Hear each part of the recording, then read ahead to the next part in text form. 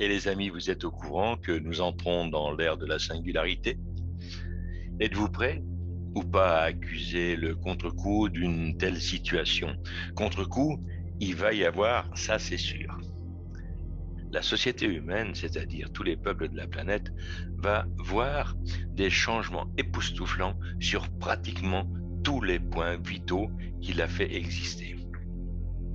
L'emploi, l'économie, les relations humaines, la production, la transformation et la redistribution des ressources planétaires vont connaître des rythmes nouveaux et des moyens inimaginables pour ce faire. Ces nouveaux instruments post-numériques qui arrivent de toutes les universités et unités de recherche à une vitesse tsunamique vont devenir de plus en plus puissants grâce aux découvertes informatiques, quantiques, nanorobotiques, nanotechnologiques, biologiques, exploitées par des intelligences artificielles de plus en plus rapides.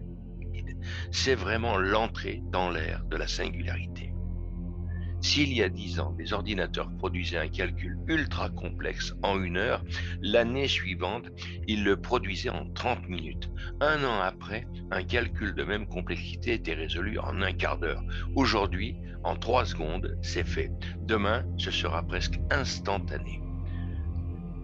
Avant 2025, les machines équipées de ces intelligences artificielles seront à même de fabriquer de nouvelles machines sans le concours de l'humain. Elles produiront elles-mêmes des machines plus performantes que ce qu'elles étaient elles-mêmes au moment où elles ont été créées. C'est la singularité technologique. Vous rendez-vous compte des chamboulements occasionnés dans la société par ce progrès qui est incontournable? Plus besoin de l'humain pour accomplir les tâches des plus simples aux plus complexes.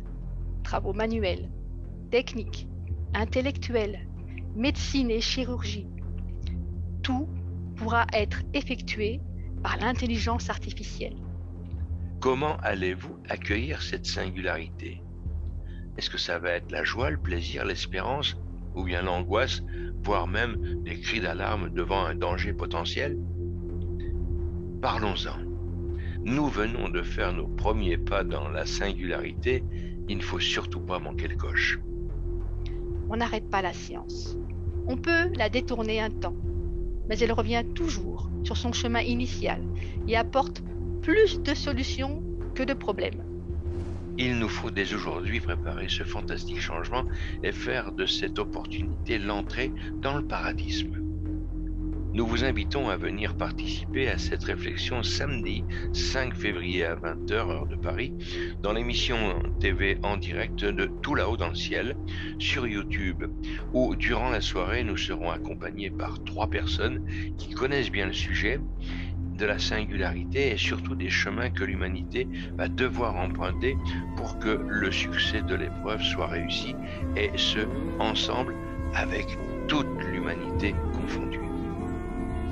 À samedi. Tout là-haut dans le ciel, de grands yeux te regardent, et toi tu ne les vois pas.